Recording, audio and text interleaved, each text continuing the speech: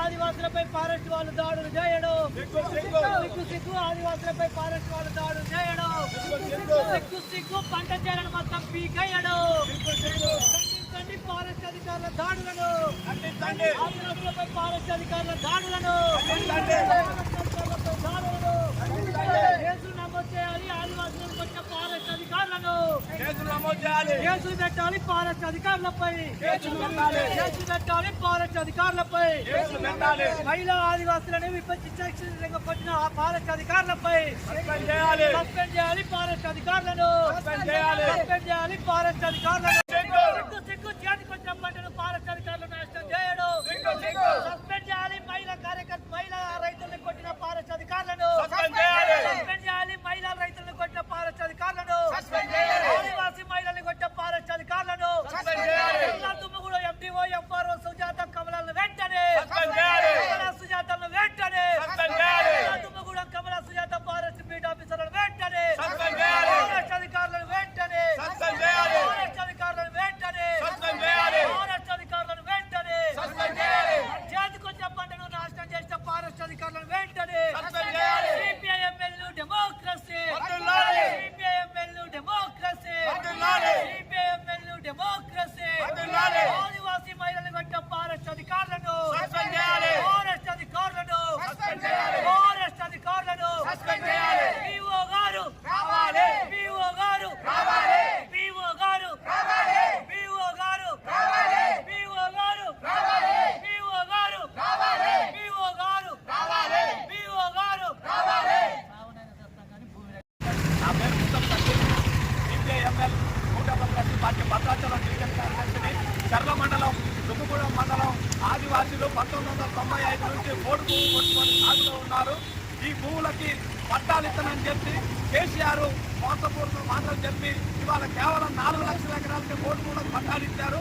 అందులో భాగంగానే ఇవాళ 14 లక్షల ఎకరాలకు బోర్డు భూములకు పట్టాలు ఇస్తామని చెప్పి 4 లక్షల ఎకరాలకే బోర్డు భూములకు పట్టాలు ఇవ్వడం అనేది దుర్మార్గమైన పరిస్థితి. దీని వలన ఇవాళ కాంగ్రెస్ ప్రభుత్వం మిగతా భూములన్నీ కూడా పట్టాలు రాని భూములన్నీ కూడా గుంజుకునే ప్రయత్నం చేస్తూ ఫారెస్ట్ వాళ్ళతో దాడులు చేపిస్తా ఉన్నది. ఈ దాడుల్ని సిపిఐఎంఎల్ న్యూ డెమోక్రసీ పార్టీగా ఖండిస్తా ఉన్నాం. ఇవాళ ఫారెస్ట్ అధికారులు అక్రమ కేసులు పెట్టి ఇవాళ ఆదివాసీని ఇబ్బంది చేసే పరిస్థితి కొనసాగుతా ఉన్నది.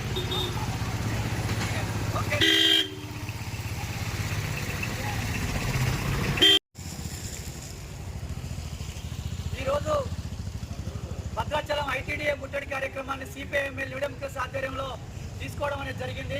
విషయం ఏంటంటే భద్రాచలం నియోజకవర్గమైనటువంటి చర్ల, దుమ్మగూడెం మండలంలో ఉన్నటువంటి కొన్ని భూముల సమస్య మొత్తం కూడా ఫారెస్ట్ వాళ్ళు మన ఎత్తు నిలువెత్తు పంట వచ్చినాక మొత్తం కూడా ఎలాంటి సమాచారం లేకుండా, ఎలాంటి ఆంక్షలు లేకుండా, ఎలాంటి కనీసం కబురు పెట్టకుండా రాత్రికి రాత్రే పీకేసి కేసులు, అక్రమ కేసులు పెట్టేటువంటి పరిస్థితి ఉంది.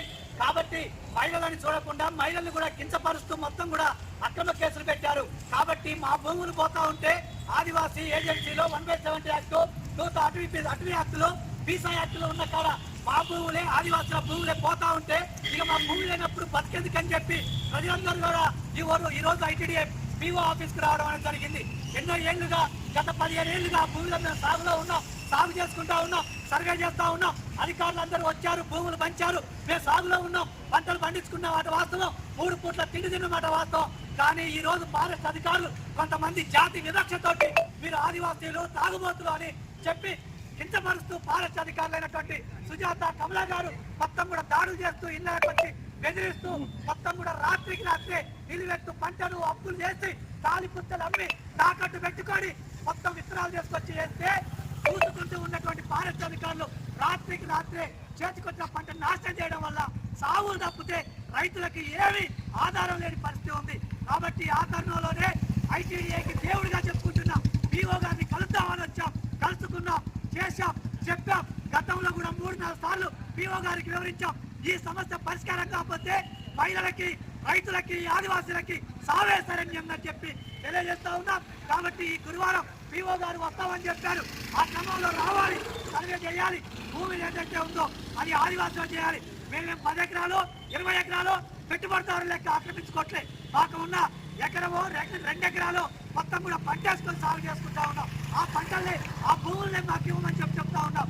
కాబట్టి ఈ పంటను నాశనం చేసిన ఫారెస్ట్ అధికారులు ఆదివాసీ మహిళల్ని కొట్టి జాతి వివక్ష పేరుతో కేసులు పెట్టిన ఫారెస్ట్ అధికారులపై కూడా కేసులు నమోదు చేయాలని, భూములే కాదు భూములు పోతే ఆ సాగులు కేసులు కూడా పెట్టకపోతే ఫారెస్ట్ అధికారుల మీద కూడా కేసులు పెట్టకపోతే ఎట్టి పరిస్థితుల్లో ఊకునేది లేదు అని చెప్పి ఫారెస్ట్ అధికారులను సస్పెండ్ చేయాలని చెప్పి మేము ఈ ఐటీడీఏపీ గారికి తెలియజేస్తా ఉన్నాం.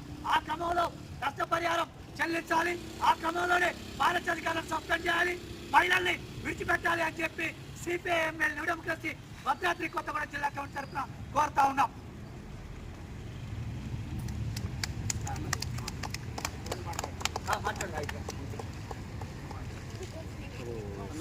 మరి మనం చూస్తున్నాము, మన కామ్రేడ్ చెప్పినట్లుగానే 4 సార్లు దరఖాస్తులు ఇవ్వడం జరిగింది.